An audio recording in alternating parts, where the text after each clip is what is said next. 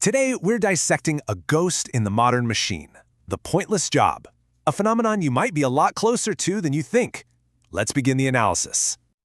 So let's get right to it with a very direct question. I'm not asking what your job title is. I mean, what do you actually contribute? What do you make or build or improve in your 9 to 5? For some people, that's a really easy question to answer. But for so many others, especially in this world of corporate services and endless middle management, well, the answer gets a little hazy, doesn't it? And that haze is where we find our central paradox. Our entire economic system is supposedly built on this foundation of ruthless efficiency. So how is it possible that so many people feel like their jobs, well, don't really do anything of value? You'd think the market would just weed them out. But it's nowhere near that simple. To understand why, you have to look at where people actually work. I mean, look at this shift. Over the last century, the service sector has just exploded.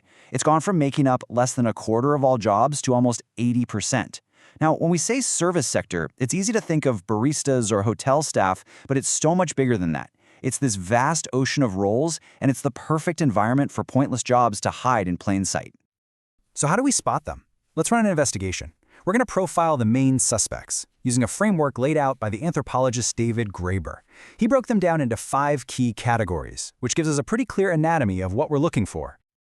First up on the suspect list, the flunkies. Simply put, these are jobs that exist to make someone else look important. Their whole function is basically a form of symbolic servitude.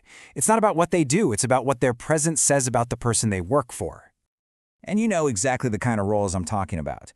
Doormen, some personal assistants, receptionists in offices that could easily be automated. I mean, a scheduling app could do that, an automated door could do that, but that's not the point, is it? The point is that their very existence makes somebody else feel powerful. All right, our next category, the duct tapers. These are the people whose entire job is a temporary patch on a permanent problem. They exist only because there's a fundamental glitch in the organization, a glitch that could and absolutely should be fixed. They are, quite literally, a human workaround for a persistent organizational bug. And this quote just says it all, doesn't it? The source material mentions someone whose full-time job was to clean up the messes made by a highly paid but completely incompetent colleague. Now, the duct taper's creating value for sure, but only because the system itself is broken. The real fix isn't the person applying the tape, it's fixing the leak. Suspect number 3 we call the box tickers. And these jobs are all about optics. They exist purely so an organization can claim it's doing something that, in reality, it has no real intention of doing. It's about creating the illusion of action. Oh, you've definitely seen this one in the wild. It's the person tasked with writing the company newsletter that everyone sends straight to the trash. It's the culture committee that's supposed to improve morale but just ends up planning a single pizza party. It's the triumph of appearing to do something over actually getting anything done. Now for our 4th suspect, the goons. And yeah, the name is aggressive for a reason. These are jobs that fundamentally have a negative or competitive element. They only need to exist because your competition has them. It's a professional arms race. The classic example here is the corporate lawyer. If your competitor hires a team of lawyers to find loopholes, you have no choice but to hire your own team to defend against them.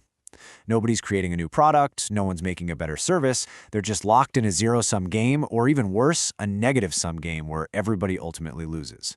Think lobbyists, telemarketers, you get the idea. And that brings us to our 5th and final category.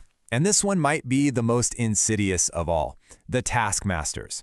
These are the managers who manage people who are perfectly capable of managing themselves. They are the creators of unnecessary work, the extra layers of hierarchy that just slow things down. And here's the kicker. They often make things worse. To justify their own existence, they have to invent work for other people to do, they call pointless meetings, they create strategic mission statements, they generate busy work that pulls productive, valuable people away from their actual jobs. Okay, so we've profiled the suspects. We know what these jobs look like, but that leaves us with the biggest question of all. Why? Why on earth would a system supposedly obsessed with profit create and protect these roles? The answer, it turns out, is in a very unexpected place. Yeah, you heard me right. The Soviet Union. It sounds completely backward, I know. But when you look at the bureaucratic logic, it starts to make a chilling amount of sense. The Soviets were obsessed with full employment as a public good, even if it meant creating jobs that were totally redundant. Let's just line them up side by side. In the USSR, factory managers hoarded workers to look more important and get more resources. What do modern middle managers do? They hoard staff for the exact same reasons, to build their little empires. Soviet propaganda glorified the noble laborer with posters. Just scroll through LinkedIn today and you'll see the same kind of self-serving posts about crushing it and driving synergy. And most importantly, the Soviet dogma of full employment has been replaced by our new dogma, the 40-hour workweek, a container of time that must be filled whether there's real work to do or not.